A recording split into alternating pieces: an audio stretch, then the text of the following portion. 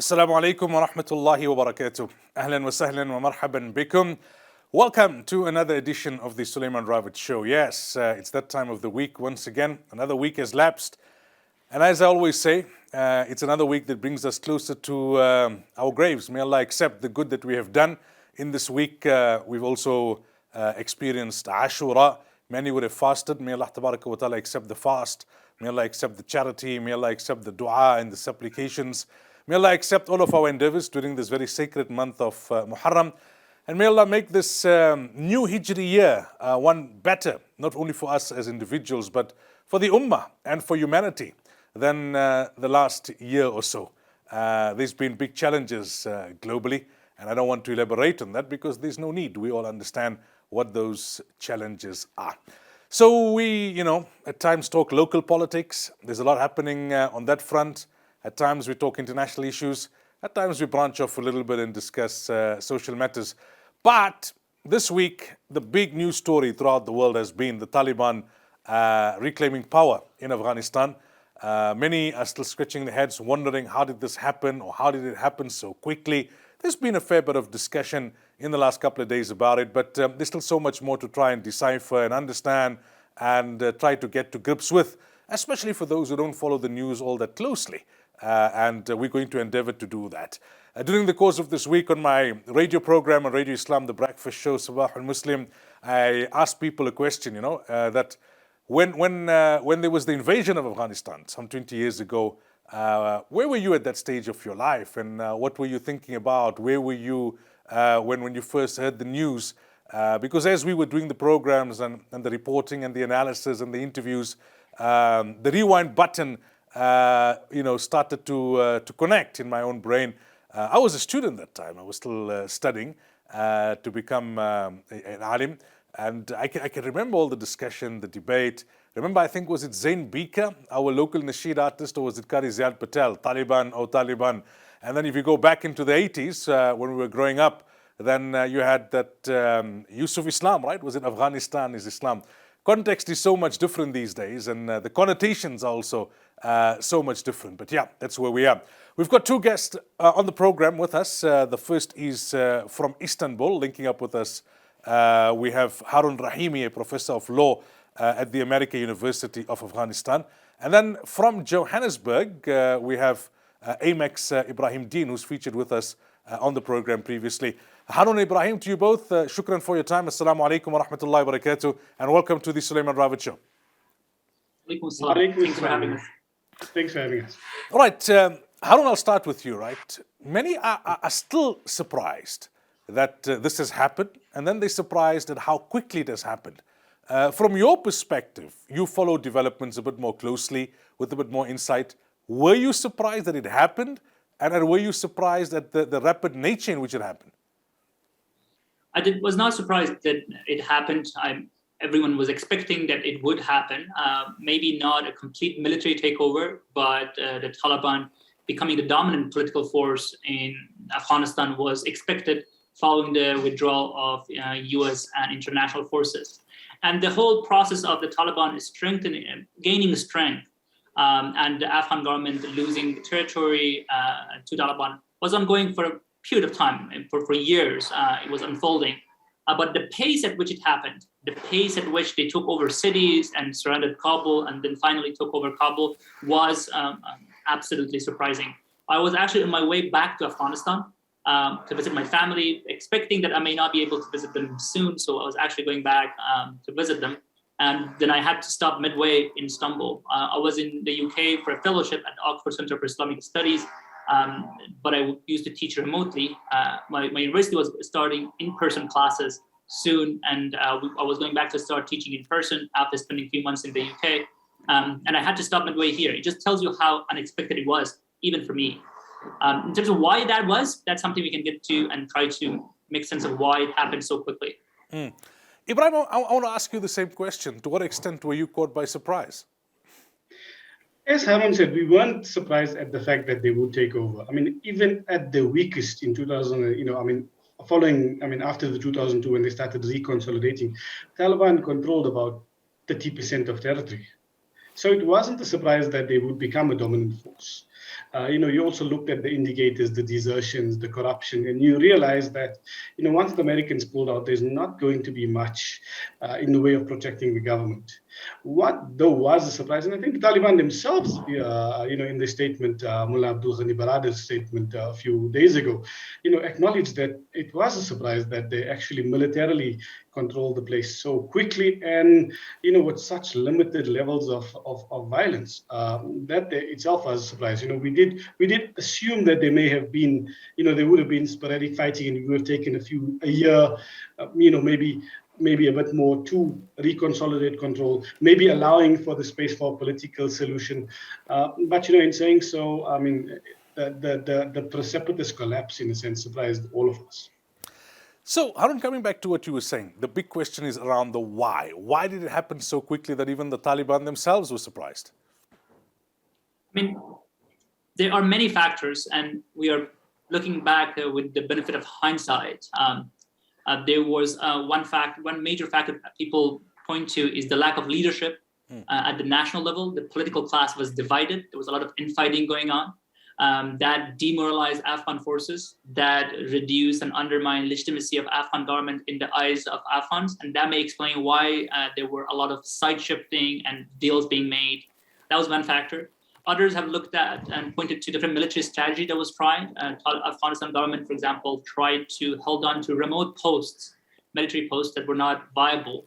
And as a result, there were soldiers who were left on their own and they had to surrender. And that has started a momentum because the soldiers saw other fellow soldiers being left on their own and had to surrender.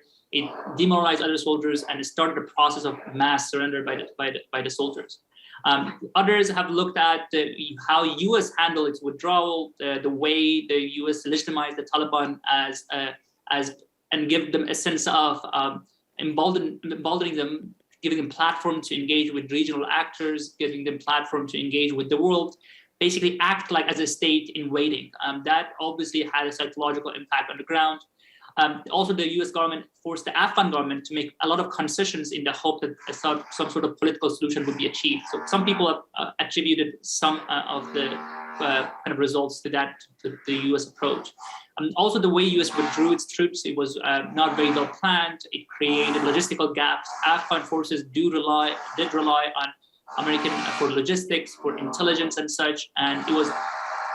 Some argued that the withdrawal is so rapid that those deficiencies could not have been compensated. And on the other side, you had Taliban. I mean, I would like to just clarify that they did a brutal insurgency. It was not all peaceful. I mean, in July alone, 700 Afghan soldiers were killed in the month of July that we have the statistics for. So it was not that all Taliban were trying to reach out and encourage surrender. There was a carrot and stick. So brutal. If you fought them, you would be brutally. They would face you brutally, and you would face a brutal death. And at the same time, they extended an olive branch that if you would be willing to give up and surrender, you would be given amnesty. In most places, they held to amnesty. There were places where they summarily executed those who surrendered. But there was, for the most part, they held onto the promise of amnesty, and that obviously played a role. So it's a very complex picture. Obviously, the regional countries also played a role. Many accused Pakistan rightly of providing sanctuary, help, and support on different levels to the Taliban. I mean, all of it just contributed. And again, we have the benefit of hindsight. We're looking at it, trying to make a post-facto story of why and how it happened. But at the time, very few people, no one I heard would have predicted this fast collapse of the state. Ebrahim, let's look at the 20 years of occupation. How would you describe that period for Afghans in the main, Ebrahim? There's a lot of debate. There are those who claim that no, that was a period of prosperity. It was a period where women were allowed to get education. Others say that it was a privileged few within the urban areas that enjoyed the benefits of occupation, if we can call it that. The rural areas remained pretty much the same and became actually worse.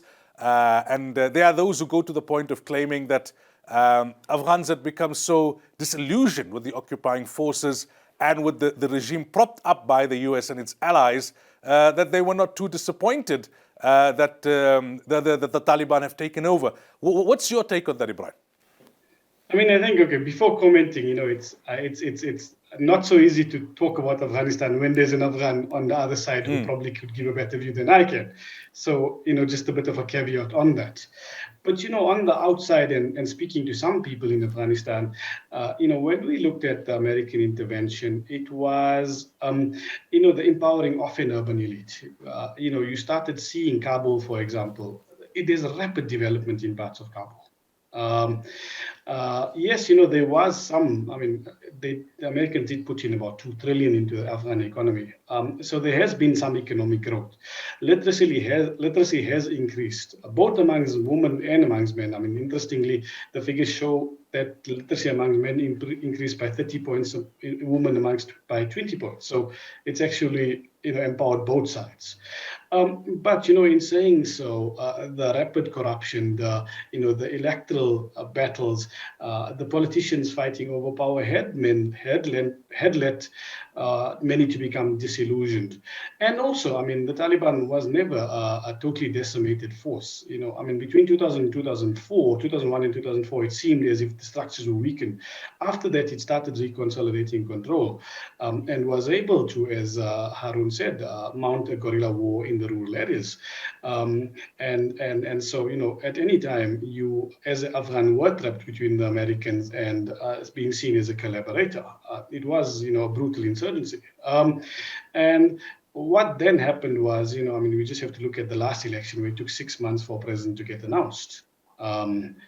This does lead many within the politically, many citizens to become disillusioned with the system. But, in saying so, there is opposition to the Taliban from more urban areas, at least how we see it. But, I mean, in the rural areas, the Taliban have always been relatively strong. And it points to the fact that the Americans went in, with a certain goal, and the goal then changed and shifted and increased. It went in to take out Al-Qaeda. It then became democracy promotion. It then became, eradication of the Taliban. It then became, and this actually was a mission creep, which actually meant that, the Americans had overreached. And I mean, inevitably, what happened. All right, it's time for our first commercial break. When we come back, we continue the discussion.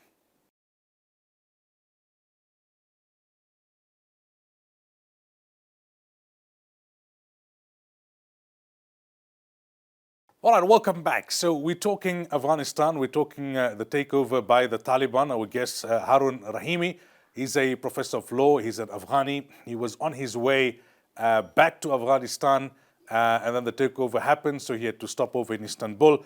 And then we've got Amex Ebrahim Deen. Haroun, I want to come back to what Ebrahim was speaking about there towards the end of the last segment, and you also kind of alluded to it. Many people are still grappling with this. They say, how did the Taliban survive this over a period of 20 years? You've got the world's biggest superpower with very strong allies, heavy firepower, machinery. Granted, it was always understood that Afghanistan is difficult terrain. We saw that what happened prior to that with the Soviets, with the British, before that as well. But 20 years, why were they not a completely decimated force? Over 2 decades, like Ebrahim had mentioned, that they were able to regroup fairly early on. There are some claiming that in the last 10 years already, they exercised a fair amount of control in the rural areas. Why wasn't the US and its allies able to come to grips with that? I mean, obviously, there are many factors. One was just the external sanctuary. I mean, if you ask any scholar of insurgencies, they would tell you that if there is an insurgency with external sanctuary, it would make it very hard to defeat. Pakistan very early on decided that they would like to support the Taliban as a backup and as a way to hedge their bets against the government that emerged after the US invasion of Afghanistan, which they perceived to be not friendly towards Pakistan. So just the effective provision of sanctuary and support by the Pakistan establishment was a major factor. On the issue of popularity of Taliban have never been popular in Afghanistan. I mean, if you look at the representative survey of Afghans, the latest one was 2019, only 10% of the population expressed sympathy for the cause of Taliban. But that remains, I mean, they're not, basically that means if they're given the choice, and if we are thinking about just the choice between Taliban rule or what they were experiencing at the time, many would not have necessarily chosen the Taliban. They did not have a lot of sympathy for their cause, but still they were able to recruit soldiers. They were able to receive protection from local communities. As to why that was, there is a complex picture. Some of it was just people calculating who is around, who's going to have the power to hurt them. They were looking for protection. They were looking for ways to use Taliban militias against their enemies. So it could be like local dynamic, like rationalist choices made, not necessarily expression of support. That was one factor in my understanding. The other factor was that the government was equally unpopular in many places. The government was corrupt, predatory, and the many people underground who claimed the government label as like police commanders, provincial governors, district governors, often they were equally predatory towards the population. They committed mass corruption, they abused the population. So people often sought protection from the Taliban against the predatory government, even though they may not have ideologically sympathized with the Taliban cause. That was a factor. In terms of urban-rural divide, I think there is something to it, but I think it's overblown. If you look at the surveys that have done empirical studies, Afghanistan Analyst Network, for example, done a study of Afghan rural women and asked them what they want. They often have similar demands as people in urban areas. For example, they want the freedom of movement, they want education, they want to participate in public life, they want to have economic opportunities. So it's not like the demands that a woman, for example, just in one case study, if you look at that, want to have an active part in society, it's not limited to urban areas. But there are also issues that we can think about. Underdevelopment is huge in rural Afghanistan. So the gains, we talked about the gains of the past 20 years were not equally distributed. If you were in a major city, you experienced the last 20 years very differently than you were in rural Afghanistan.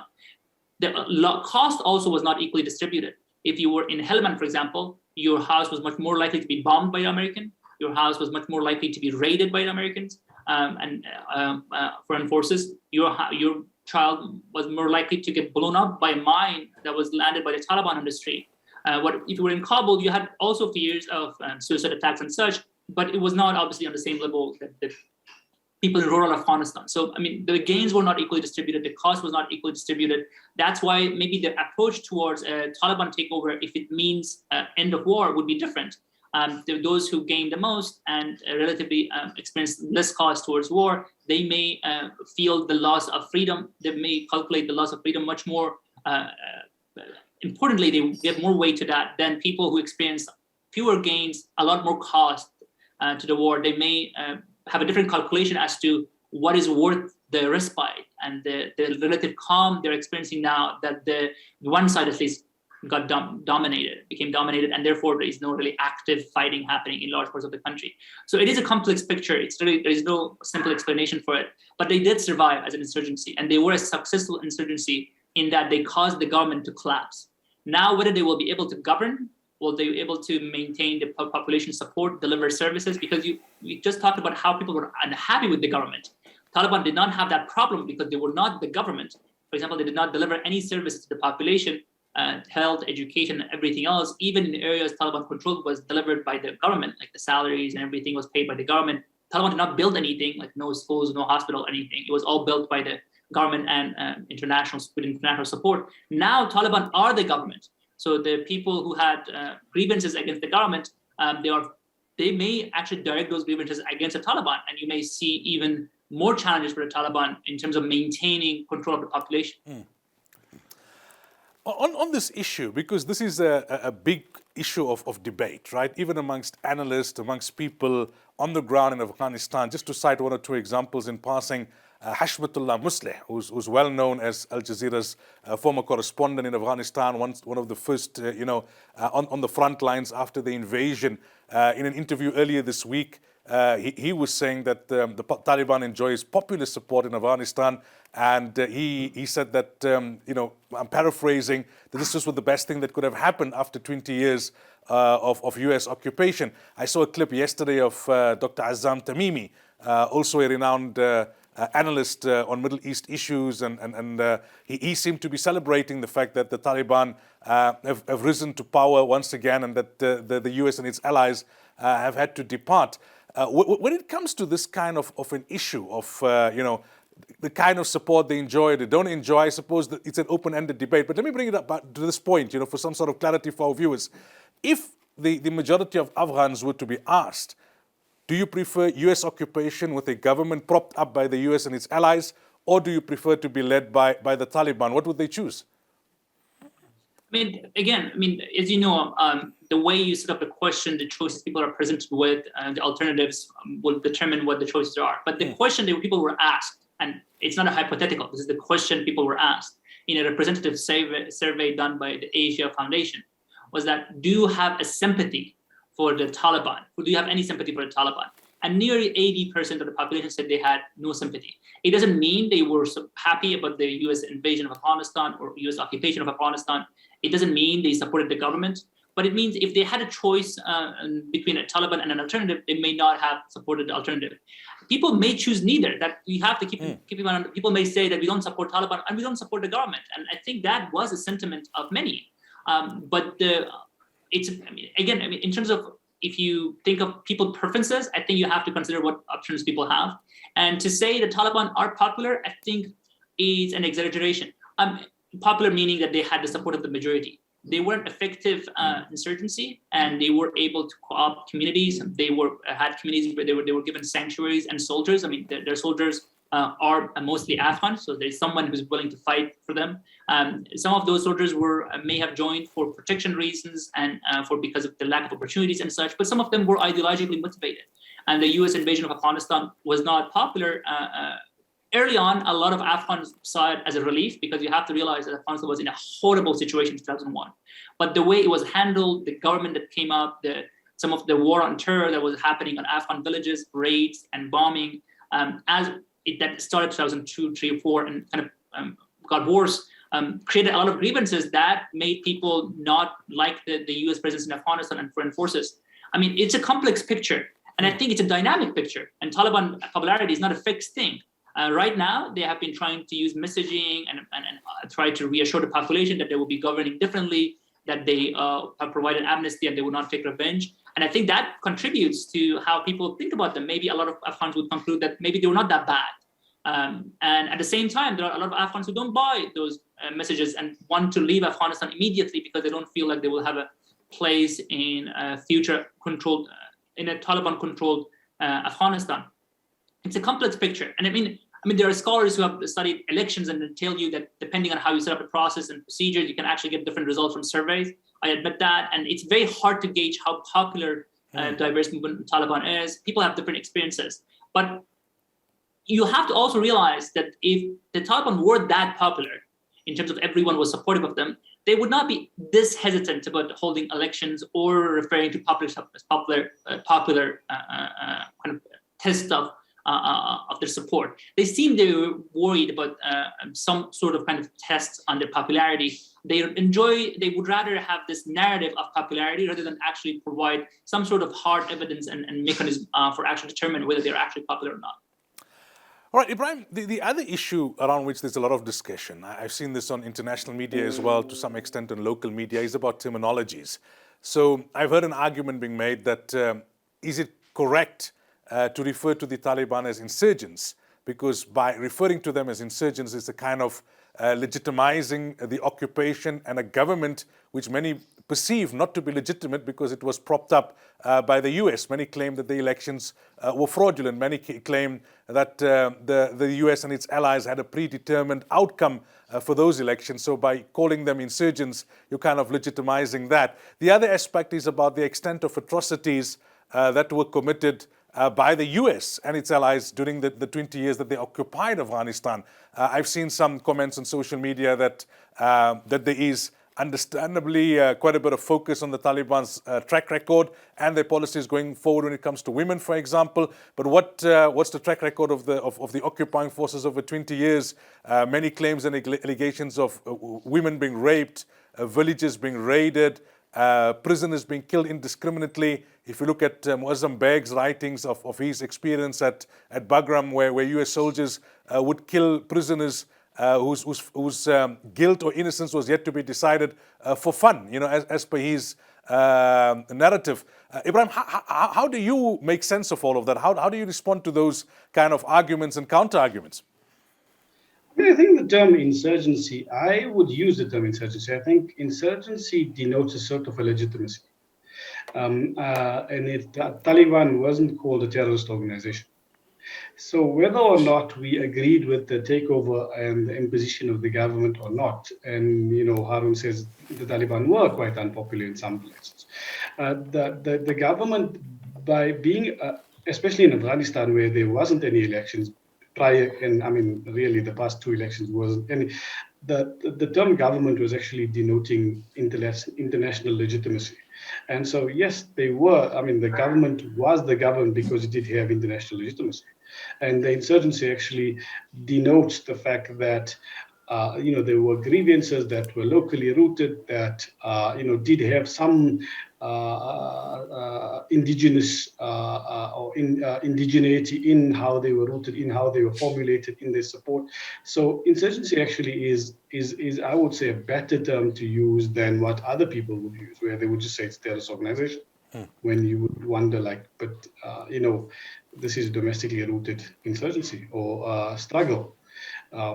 So I mean, I think terminology is important in how attacks are viewed, whether they're viewed as a terrorist organization, whether they're not, whether they recognize or the popular, parts of their popular religion is recognized. I mean, I think Haroun makes a very important point when he talks about citizens, but also adding in the dynamics of leadership and communal leaders and religious leaders who may, citizens may have a different view from the leadership within societies, which may have been more supportive than less supportive. And that's why the Taliban were able to control 30% to 40% of territory for the past 10 years. So there is some sort of legitimacy in how they were viewed by communities, maybe not necessarily citizens. And I mean, framing of the question, as Haroun said, is very interesting and very important. I mean, we look at the South African race relation surveys. It says 1 out of 10 Black people in South Africa report racism, because the question is rooted in such a way that you will get a no answer. So, but in terms of the atrocities, I mean, the Taliban were a very brutal group, and much of the populations that were killed in Afghanistan were killed by the insurgency. Now, in looking at the American, attacks and human rights abuses, I mean, many were aerial, many was using drones. People were bombed, people were killed, people were imprisoned, and this does contribute to a weakening unpopularity, especially when you believe that your government is under the control of another power and actually can't stop them. There has been times when the Afghan government has called for investigations and the previous and had no response. So, I think it is something that we do focus on and we should focus on. And, if the Americans have claimed to be so surgical, there was not much, surgical or surgicalness in the way they operated. I mean, that's why, when they pulled out, and that's why the government wasn't so very supported by them. All right, time for the next commercial break. When we come back, we continue the discussion with Haroun and Ebrahim.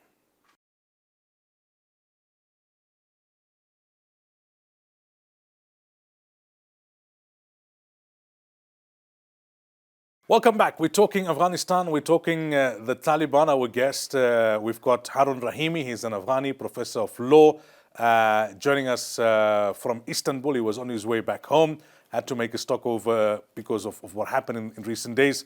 And then we've got Ebrahim Deen from AMEC. Haroun, if we can step away from the Taliban for a bit.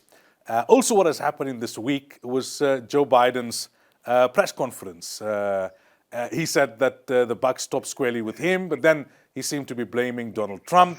This has generated some discussion as to whether Trump started off the entire process in a less than strategic way. It's also raised the question whether the Taliban outfoxed everyone else at the negotiating table in Doha.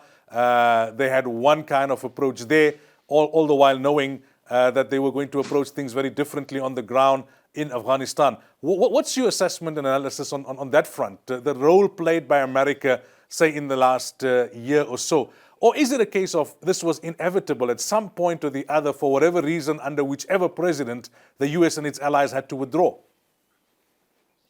I mean, the decision to withdraw actually is not that much debated inside Afghanistan. I think not a lot of Afghans wanted the US to stay indefinitely, obviously. I mean, no one would like foreign troops on their lands. And it was a tense presence. I mean, the American cars driving in the streets and military cars was not a welcome sight by Afghans. I mean, I'm just saying, like, the whole idea that Afghans wanted the US to remain there forever, I don't think that's not what my experience was on the ground. I mean, Americans being there was not a major source of necessarily something that was welcomed and Afghans wanted to remain forever. But the withdrawal and the handling of peace process has been criticized widely by all Afghans.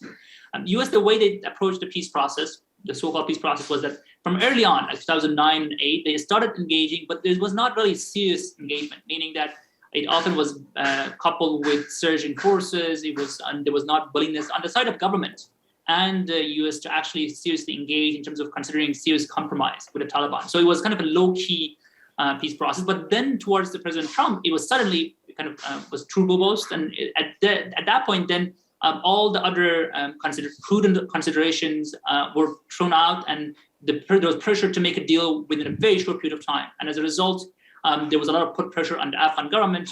There was a lot of concessions given to the Taliban. And that was one of the reasons that we saw what we saw. It had a psychological impact. It created a sense of international legitimacy for the Taliban.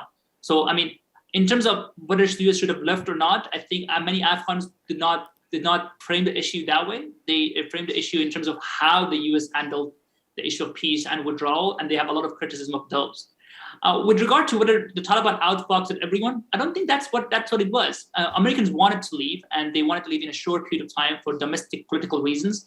So therefore, they were willing to buy any kind of promises that the Taliban were giving them, because they did not have a better, what they call BATNA, what is the best alternative to a negotiated settlement. I mean, they wanted to leave fast, and they were willing to bank a lot on what the Taliban were willing to say.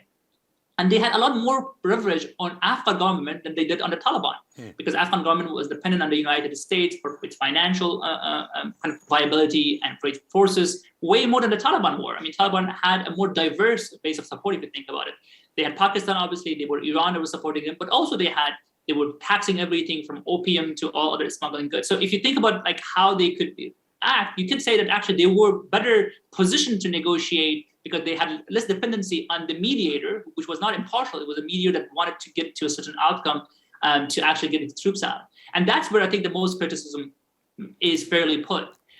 In terms of what Biden said, like the buck stopped with me, or I think when his speech I listened to lacked two things. First, it lacked compassion. I don't know it doesn't matter what you thought about the US invasion and withdrawal, but what unfolded, regardless of who caused it, was inhumane and sad, and Biden should have acknowledged that and accepted some responsibility for it. If it was not all on him, it was partly on him. Second was just to make it sound like the US presence in Afghanistan was completely exogenous to the way the governance was happening, to the way everything was happening. I mean, US pretty much co-governed Afghanistan. It was not, Afghan political leaders were not independent of the Americans. It was not necessarily, I don't think it was an occupation, meaning that it was Americans calling the shot. It was just a rentier state. I mean, the government was financially dependent on Americans for almost everything. It's 50% of its budget was coming from the from the Americans, and it meant that the people at the top leadership of the government were more concerned about aligning with the conditions and criteria of the money that the U.S. was giving, and were much more interested in pleasing the Americans and other forces than caring about what people wanted. I mean, if the government is not dependent on its population, if nothing else for taxes and other kind of necessity of running a government, and can survive while being extremely unpopular, then you don't have good outcomes. I mean, and the government and the Americans and international forces, it was not just that they were backing up military, even governance, anti-corruption, many other issues of development were handled by an army of experts, consultants, and such. So for the Biden to assume that we were kind of an exogenous force, it was something that was happening in Afghanistan, we tried to fix it, and then we give up, was completely ludicrous. And the US, whatever happened in Afghanistan, or whatever was gained and whatever was lost, US was a major player, along with many others, Afghans included, but it was a major player. It was not like a bystander who just happened to have a corrupt government. If there was a corruption, it was partly because of what the US did or the choices it made or the structure of the way the US handled Afghanistan.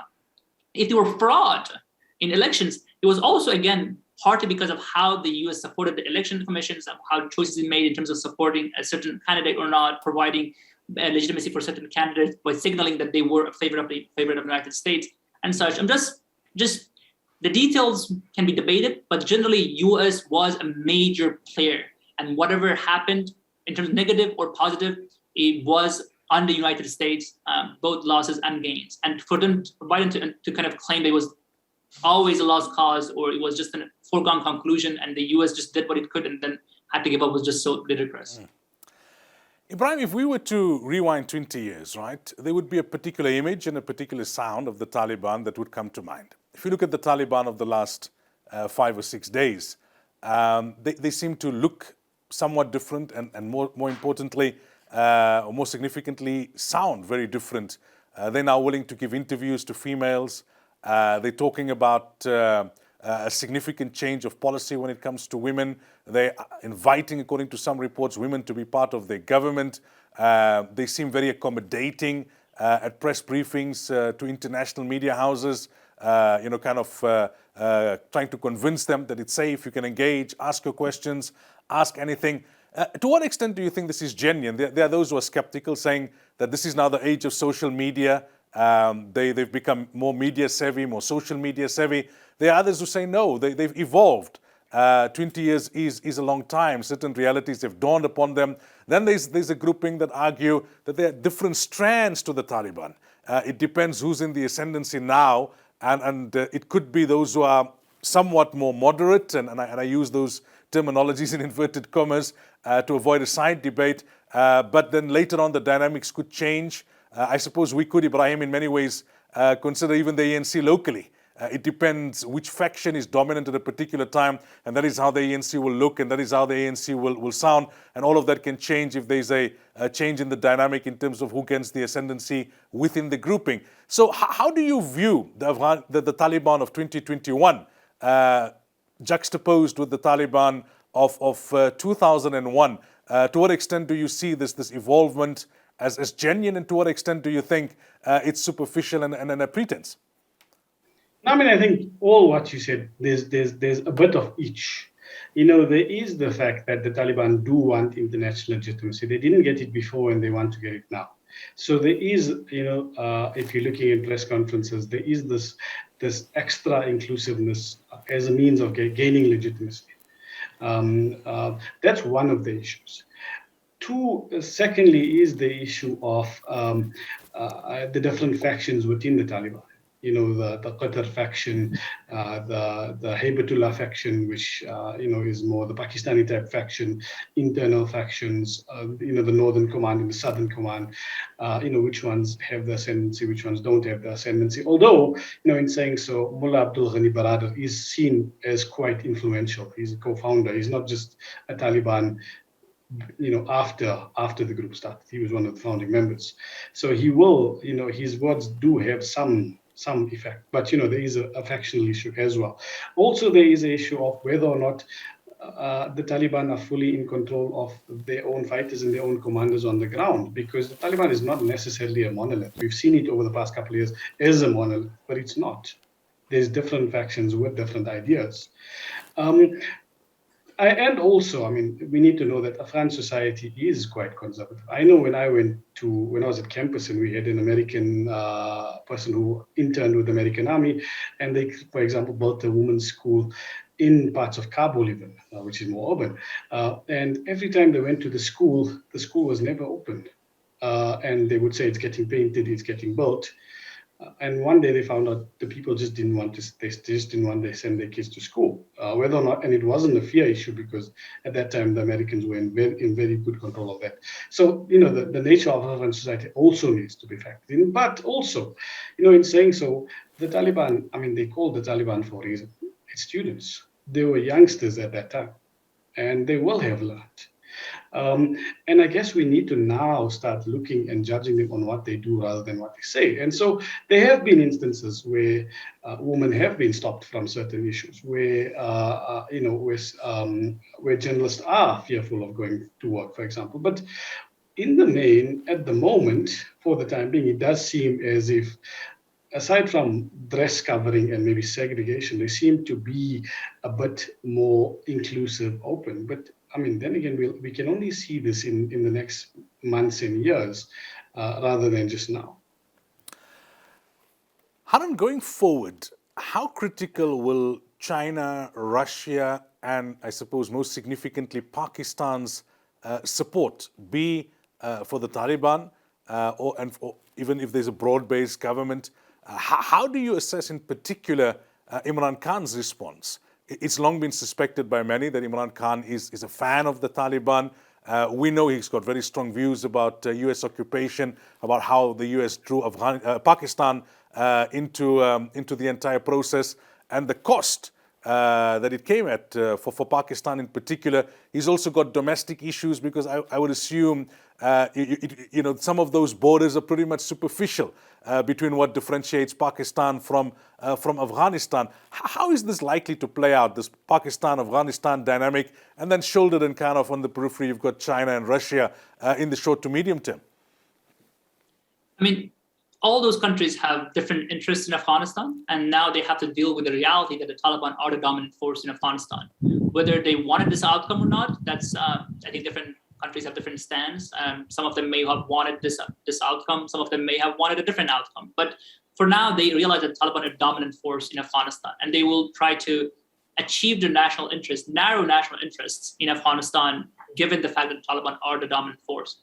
The Pakistan, for example, has always wanted to establish a friendly government in Afghanistan. They always saw the Afghan government as hostile towards them. As you pointed out, there are border issues, there is issue of Pashtun nationalism, and many other issues that they have always been a sore spot between the two countries. But also you have to realize that the Taliban now are gaining independence from Pakistan just because they are likely to be a dominant force in Afghanistan, and they have the strong links with the Pakistani Taliban, who target the government of Pakistan. And the Pakistan establishment may be very well worried that the establishment of the Taliban government in Afghanistan could actually lead to a strengthening of those groups that are anti-Pakistani government inside the Pakistan. So they want possibly a government dominated by the Taliban, because they see Taliban as a force in Afghanistan that is friendly to them. But at the same time, they would like to have some sort of influence, control, and constrain, so they can pressure Taliban to rein in some of the activities on the borders and not provide support for some of the groups that are anti-Taliban. And that's one of the reasons could explain why Pakistan is still trying to create what they call a broad-based government. Basically, they're trying to support anti-Taliban factions. Some politicians are right now in Pakistan. Some anti-Taliban politicians are in Pakistan, and Pakistan trying to mediate to get them to join government as a way of basically constraining the Taliban. Now that the Taliban are so powerful compared to when they were completely independent of Pakistan. China is dealing in Afghanistan with a lot of worry as well. They are worried about the Muslim Uyghur separatists who have been active in the area. They have to come up with ways to pressure Taliban, incentivize Taliban to actually control those groups and stop them from using Afghanistan to launch attack against China. China is also worried that the Taliban raise to power could embolden other Islamist movements across the world who have similar views in terms of establishing Sharia, in terms of removing governments they see as dependent on an outsider, or targeting the foreign presence in their countries. So even if Taliban do not provide logistical or like safe havens, just their rise to power could be an emboldening moment. And you can see right now that there are many groups that many countries consider terrorist groups rejoicing and providing congratulatory messages to the Taliban. So China is extremely concerned about that, and they're so far relying on Pakistan, which is their close ally, to think about how they can secure their interests.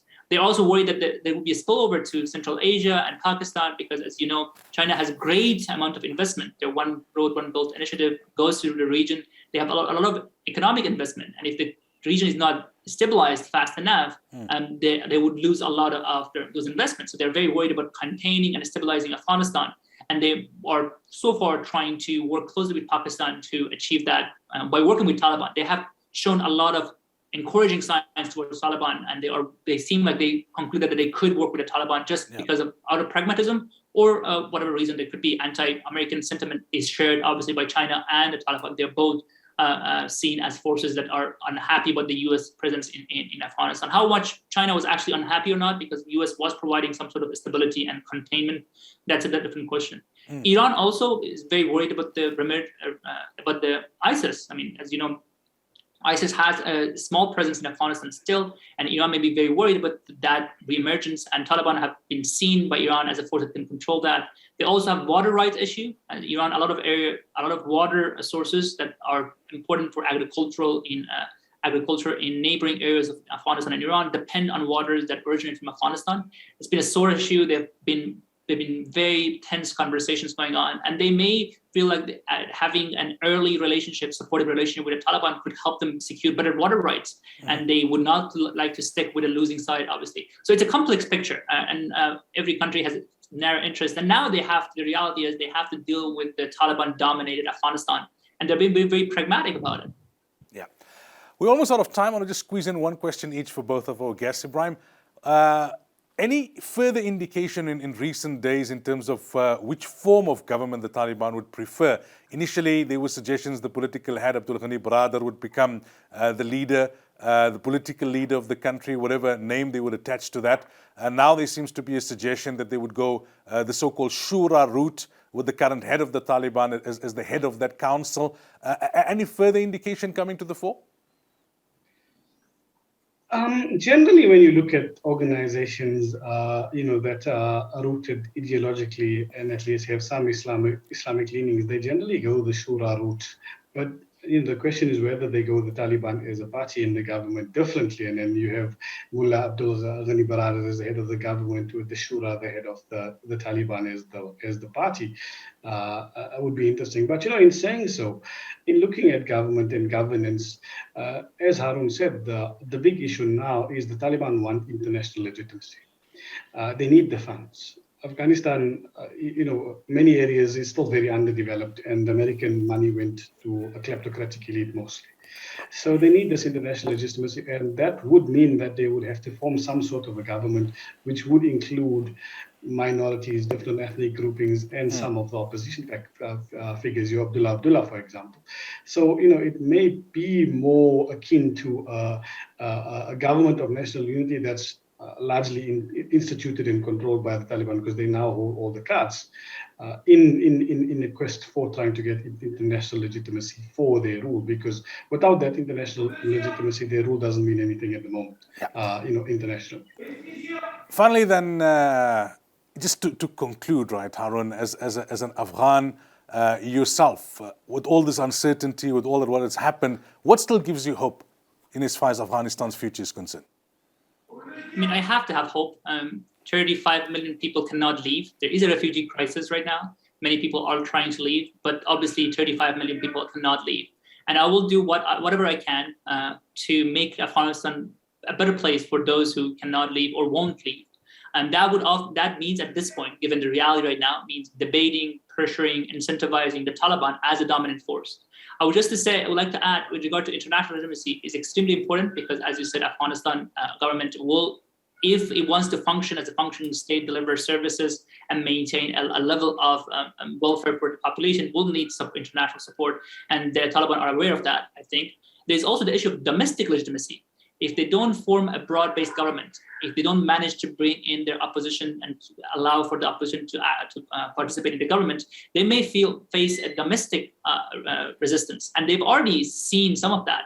Panjshir is still a holdout, and they are claiming to form a resistance. There is people on the ground. That's a violent possible resistance that could emerge to the Taliban rule. The other side of it is just people on the ground in many parts of the countries demonstrating gathering around the issue of Afghanistan national flag, which Taliban may want to replace with their own movement's flag. And there are people who are coming out on the street facing with the Taliban, and Taliban have often used violence to pull those those protests. But it shows that it would not be easy to even establish domestic legitimacy if they're not willing to be reconciliatory and share power and try to bring their oppositions into the government. Whether they will be willing to do that, or whether they go to the routes of violence and trying to quell those resistance and those political oppositions through force, that remains to be seen. And I think that's going to be the key issue of whether Afghanistan is going to remain stable and peaceful or not. Haroun, Ebrahim, shukran to you both for your time this evening on the program. Really appreciate it, and all the best. Shukran for having us. Assalamu alaikum wa rahmatullahi wa barakatuh. Wa alaikum assalam. To the viewers, until next week, inshallah, fi amanillah. Remember us in your du'as. We hope to see you, same place, same time, next week, inshallah. Assalamu alaikum wa rahmatullahi wa barakatuh.